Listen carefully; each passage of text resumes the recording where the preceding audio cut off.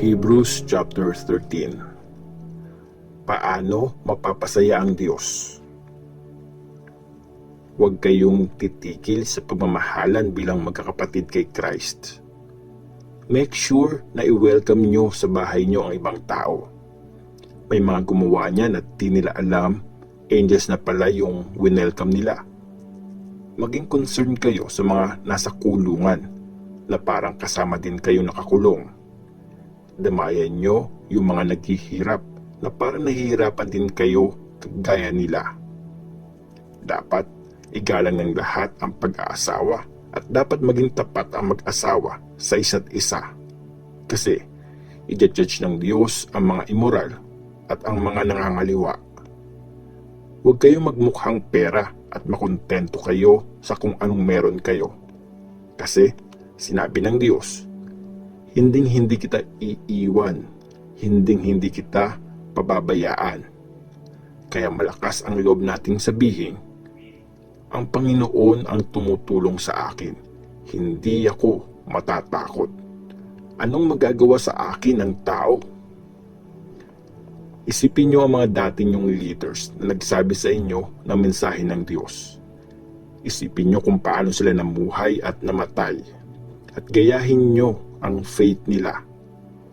Hindi nagbabago si Jesus Christ kung sino siya noon. Ganun pa rin ngayon at sa habang panahon. Huwag kayong magpapadala sa mga kakaiba at kung ano-anong teachings. Mabuti pang lumakas ang loob natin dahil sa kabutihan ng Diyos at hindi dahil sa pagsunod sa mga rules tungkol sa pagkain. Mabuti pang lumakas ang loob natin dahil sa kabutihan ng Diyos at hindi dahil sa pagsunod sa mga rules tungkol sa pagkain na wala namang naitutulong. Ang mga priest na nagsaserve sa Jewish temple ay hindi pwedeng kumain ng mga sinacrifice sa altar natin. Dinadala ng Jewish high priest ang dugo ng hayop sa loob ng most holy place para i-offer bilang sacrifice para sa kasalanan. Pero sinusunog yung katawan ng hayop sa labas ng camp. Ganoon din ang nangyari kay Jesus. Namatay siya sa labas ng city.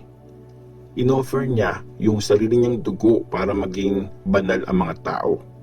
Kaya puntahan natin siya sa labas ng camp at tiisin din natin yung hirap na pinagdaanan niya.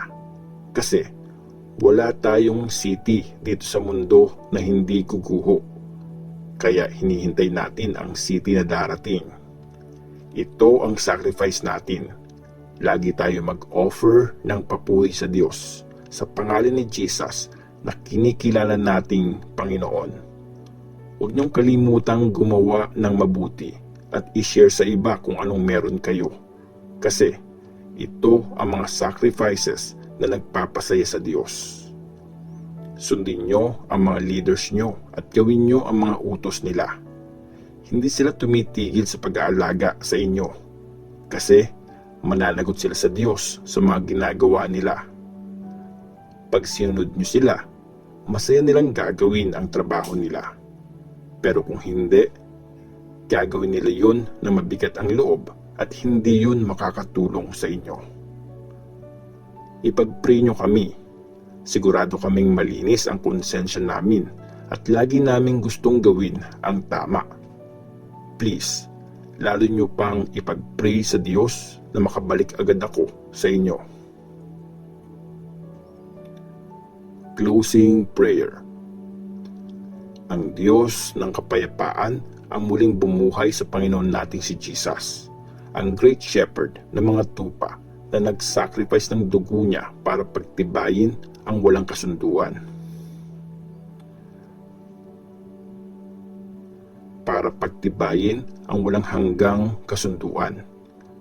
Sana ibigay ng Diyos ang lahat ng mabuting bagay na kailangan nyo para magawa nyo kung anong gusto niya. At sana tulungan kayo ni Jesus Christ na magawa kung ano magpapasaya sa Kanya. Purihin si Christ forever and ever. Amen. Mga huling bilin. May request ako, mga kapatid. Pagtiyagaan niyong pakinggan itong mensahe ko na makaka-encourage sa inyo. Maikli lang naman tong sulat ko. Gusto kong malaman yung nakalaya na si Timothy, na kapatid natin sa faith. Pag nakarating siya agad, isasama ko siya pagpunta ko dyan. Ikumusta nyo kami sa lahat ng mga leaders nyo at sa lahat ng mga